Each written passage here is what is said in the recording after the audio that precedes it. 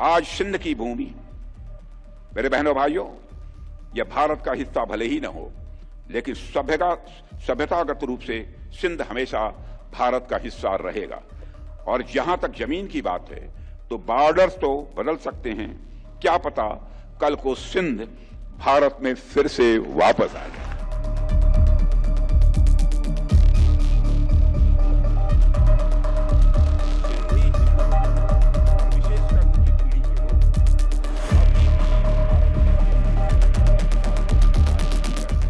और मैं यहां पर आदरणीय लाल कृष्ण आडवाणी जी का भी जिक्र करना चाहता हूं। हमारे नेता थे, आज हैं। आडवाणी जी ने अपनी एक पुस्तक में लिखा है कि सिंधी हिंदू और विशेषकर उनकी पीढ़ी के लोग अभी भी भारत से सिंध को अलग करने की बात को स्वीकार नहीं कर पाए हैं। न केवल सिंध में बल्कि पूरे भारत में हिंदू सिंधु नदी को पवित्र मानते थे। सिंध के कई मुसलमान भी मानते थे कि सिंधु का जल मक्का के आबे जमजम से कम पवित्र नहीं है। यह मैं उनका कोट बतला रहा हूं, यह आडवाणी जी का कोट है। आज सिंध की भूमि, मेरे बहनों भाइयों, यह भारत का हिस्सा भले ही न हो, लेकिन सभ्यतागत रूप से सिंध हमेशा भारत का हिस्सा रहेगा। और जहां तक जमीन की बात है तो बॉर्डर्स तो बदल सकते हैं, क्या पता कल को सिंध भारत में फिर से वापस आ जाए।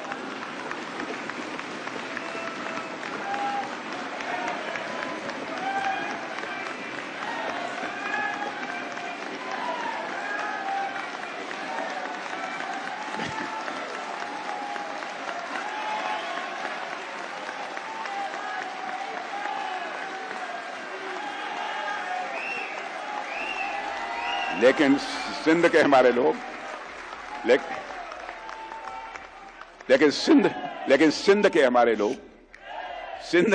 लोग जिन्होंने सिंधु नदी को पवित्र माना है, हमेशा हमारे वो अपने रहेंगे, वो चाहे कहीं भी हों।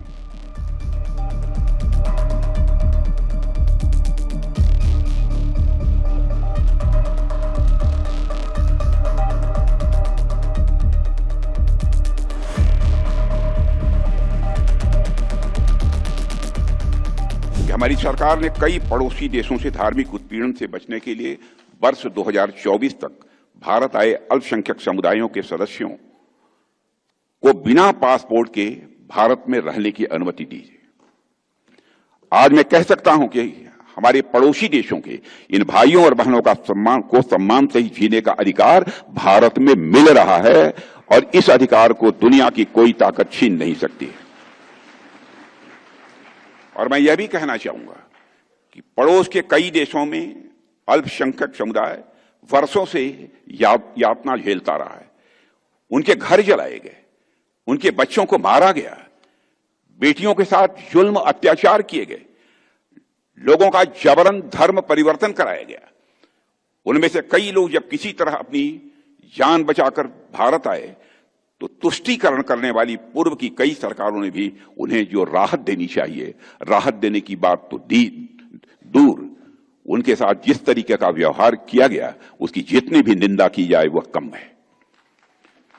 एक खास समुदाय के वोट बैंक को केवल खुश करने के लिए उन्हें अपना अपमानित किया गया, जलालत उन्हें झेलनी पड़ी।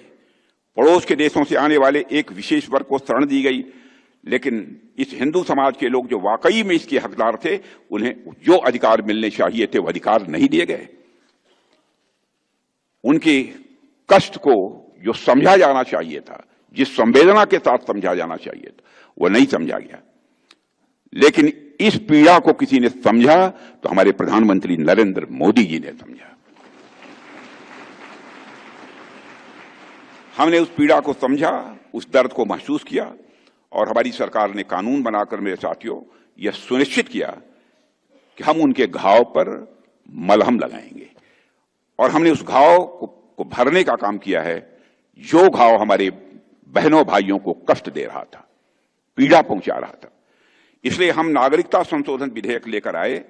अगर मैं सिंधी समाज की बात करूं यहां पर, तो सिंधी लोग सिंधु घाटी सभ्यता के वंशज हैं, जिसे इतिहासकार आज विश्व की सबसे प्राचीन सभ्यताओं में से एक मानते हैं।